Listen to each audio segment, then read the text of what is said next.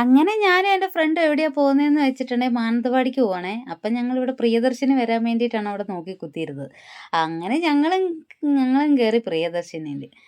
ഏകദേശം അത് ഞങ്ങളിതാ മാനന്തവാടി എത്തിട്ടോ. മാനന്തവാടി എത്തി നമ്മൾ നേരെ വെച്ച് പിടിച്ചത് സിത്താരയിലേക്കാണ്. അവിടെ എന്താന്ന് വെച്ചാൽ അവിടെയാണ് പിള്ളേരുടെ യൂണിഫോം റെഡിമെയ്ഡായിട്ട് കിട്ടുന്ന സ്ഥലം.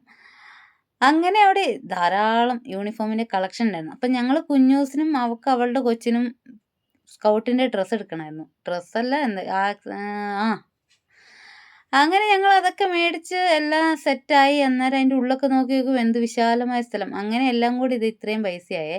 പിന്നെ ഞങ്ങൾ നേരെ പോയത് സിറ്റി ഹോട്ടലിലേക്കാണ്. അവിടെ പോയിട്ട് ഞാനൊരു സിംഗിൾ ബിരിയാണിയും ഒരു കുഷ്കയും പറഞ്ഞു. അങ്ങനെ അതൊക്കെ കഴിഞ്ഞ് പിന്നെ നല്ല എന്തൊക്കെ പറഞ്ഞാലും നല്ല ഫുഡായിരുന്നു കേട്ടോ. നല്ല അടിപൊളി ഭക്ഷണമായിരുന്നു. അങ്ങനെ തിരിച്ച് ബസ് കയറുന്ന അവിടെ വന്ന് നിന്നപ്പോൾ ഉണ്ട് അവിടെ ഭയങ്കര വെയിൽ. ഈ വെയിലായിരുന്നെങ്കിൽ വീട്ടിൽ എന്തെല്ലാം പണിയുണ്ടായിരുന്നു. എത്ര തുണി ഉണക്കാനും ആലോചിച്ച് ഇങ്ങനെ സങ്കടപ്പെട്ട് നിൽക്കുമായിരുന്നു.